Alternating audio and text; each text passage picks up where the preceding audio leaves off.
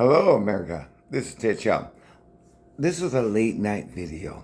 Okay, I don't know how many I've done, but I think you guys would like to watch this one. It's going to take a minute, it's like 29 minutes, if you want to watch it. But my name is Ted Shelton. I don't want to bore you guys, but this is something about Puff Daddy, man, and everybody. I found this video with this guy. I don't know who he is, but I just found him. Please check this out. Don't be mad at me. Trump and Bill Clinton, not Trump, Obama, Biden, and Bill Clinton. That's how much Biden is a non-factor in this whole situation, ladies and gentlemen. That is happening right now. I want to take you guys to where we're at live with this whole situation.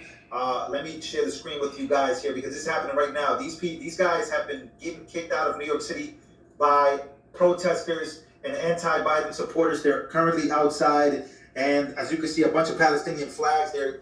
Will New York vote for Trump is the question. I don't know. Is it an echo? Can you guys hear me? Yes, I can hear you, bro. I want to make sure you guys can hear me. Yes, you Trump also got a few huge wins. So New York City is kicking out Biden. They're kicking out Obama. They're kicking these guys out. The huge protests going on outside. I want to make sure you guys can hear me and we're good to go. No echo? All right. You guys hear me just fine. All right. Also, Trump just got some huge news. Huge news, and I mean huge.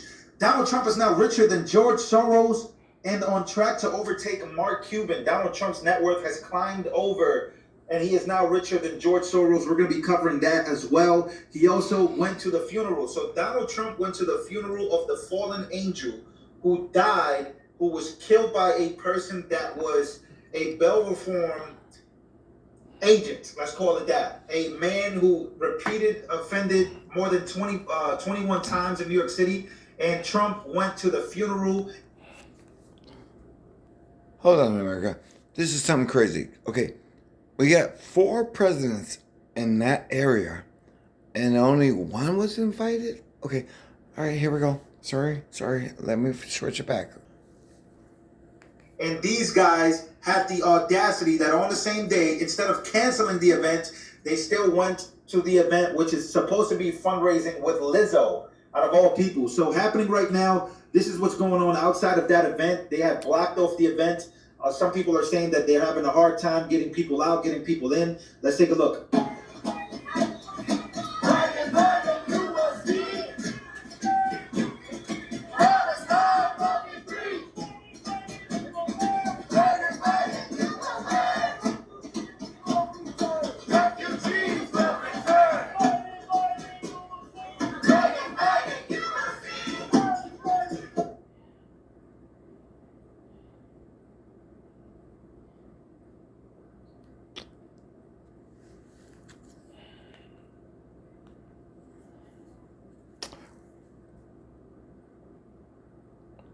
I'm sorry, America, but this is going to be Puff Daddy coming up right now. Okay, sorry about the delay. Excuse me. Here we go. About a situation, he's covering this right now. Let's take a look at Jesse Waters. Let's listen. Fox News alert. It is all hands on deck for the Democratic Party. Those aren't our words, they're Obama's. Tonight, a presidential gathering in Manhattan with one goal: save the Biden campaign. Bubba, Barack, and Biden at Radio City Music Hall for a fundraiser emceed by Stephen Colbert. Musical guests include Queen Latifah and Lizzo. And a very special guest, renowned artist Hunter Biden, is in the house. The venue is surrounded by protesters. Not a single MAGA hat in sight. These are angry Democrats, furious with the Biden administration, angry at his foreign policy. Just another example of Biden's base collapsing. But inside, where it's warm, dry, and safe, this isn't your typical fundraiser. It's a heist. Tickets go as high as $500,000. If you want a picture with Barack, Bubba, and Biden, that'll be $100,000. The Biden campaign already announcing it's the biggest political fundraiser in American history. $25 million in one night. Although Trump made $3.5 billion yesterday, so good effort. Bubba and Barack have better things to do tonight, especially Bubba.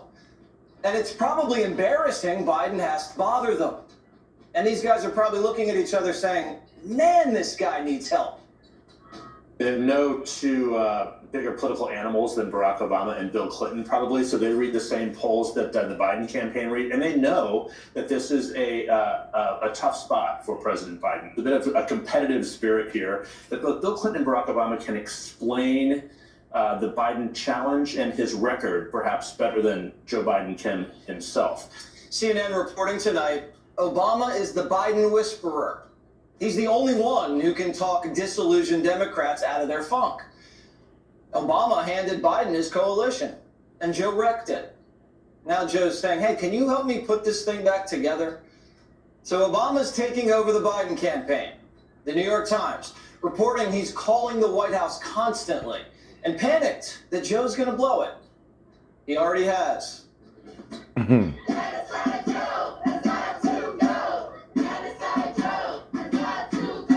are you here protesting about? I hate old white men. I'm protesting American.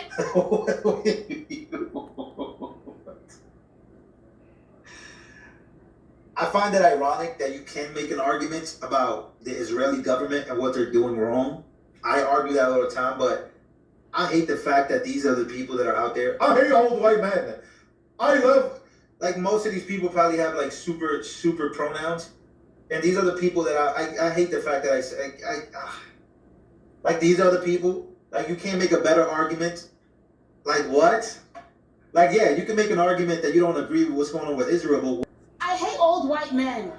I'm protesting American empire. The American government is funding a genocide with our tax money. I'm protesting the American government. Simple as that. Why are you mad at Joe Biden? Joe Biden is an old white man. He's a clown. He's supporting Israel against Palestine. That's what we're angry about. He's racist. He's ruining the country. He's not listening to the American people. No genocide, Joe. The whole damn system's gotta go. Everyone's also mad with Obama and Clinton, are you? Yeah, because Obama did drone strikes in the Middle East during his presidency. What's your message to Joe Biden? My message to Joe Biden is cease fire now. if we can help educate some of these people, I'm gonna be honest, yo, we kind of agree on some things here. As I'm listening to them, I don't agree with the young lady, old white man now, but if you listen to what they're saying, they're not wrong. Obama did drone a bunch of people in the Middle East. They're not wrong about that, but they keep voting for these people anyways. You should be ashamed of yourself. I don't believe you have an ounce of guilt in your... Somebody said they got potential. And raise Okay, money. American people. I mean, yo, they gotta... I gotta tell you something. All right. That is crazy. That is crazy. Because when you have people who have all that kind of money, why they fix America? Okay, we're going to do Puff Daddy. Oh, again.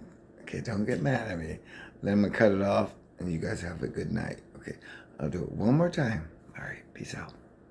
Properties, one in LA and one in Miami, and they both happened at the exact same time. And yes, they were equally as dramatic.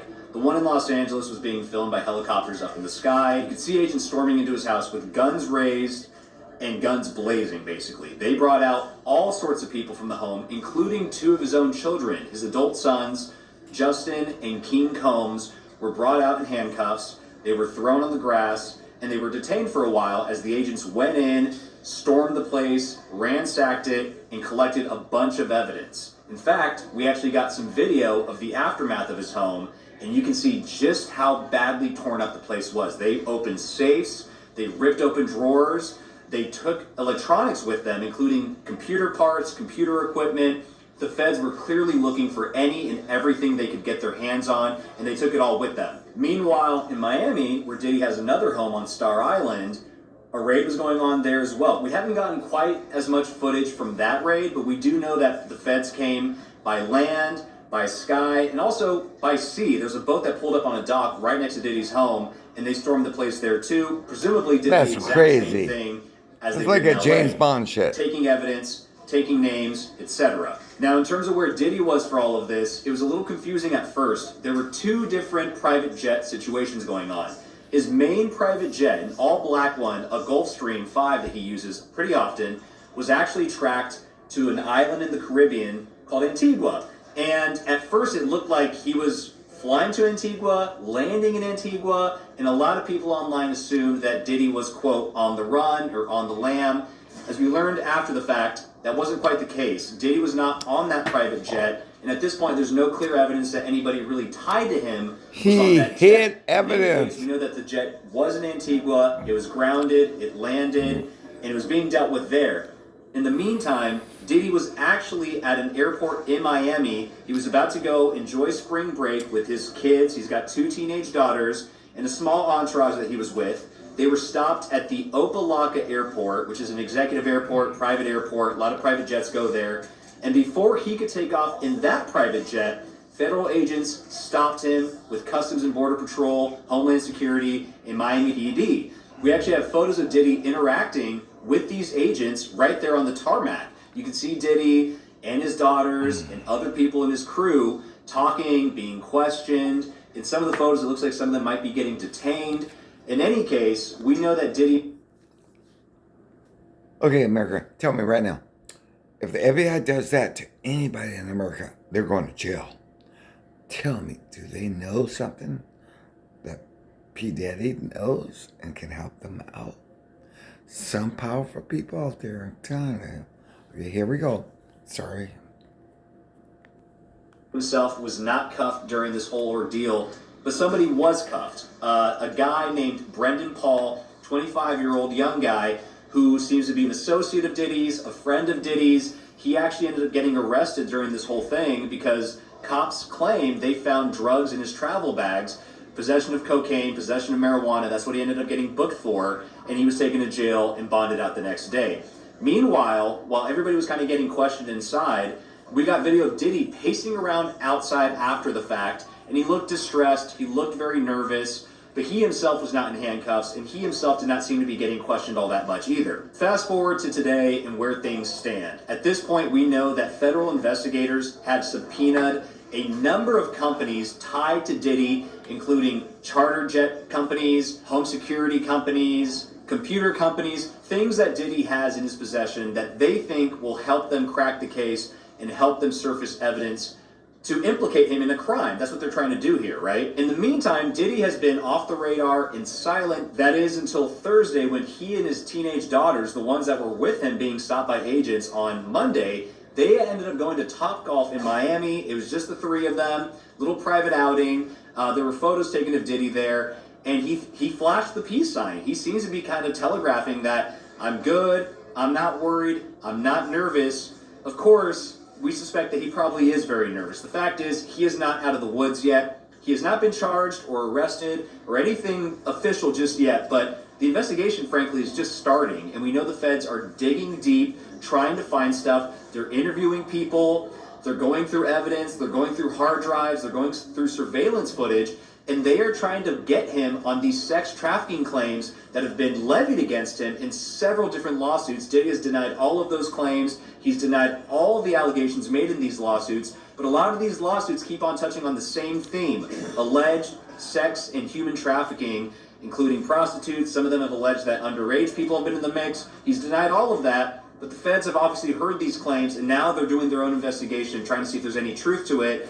And time will tell if Diddy ends up being charged or not. Of course, TMZ will keep you posted on the story and all the updates that hack with us. Stick. All right, America, you see? I'm sorry. Not really, but all right, I'll keep you up to date on all this. P. Diddy, jeez, man, he's crazy. All right, good night, America. This was a late night video, and I just ran into it. Take care.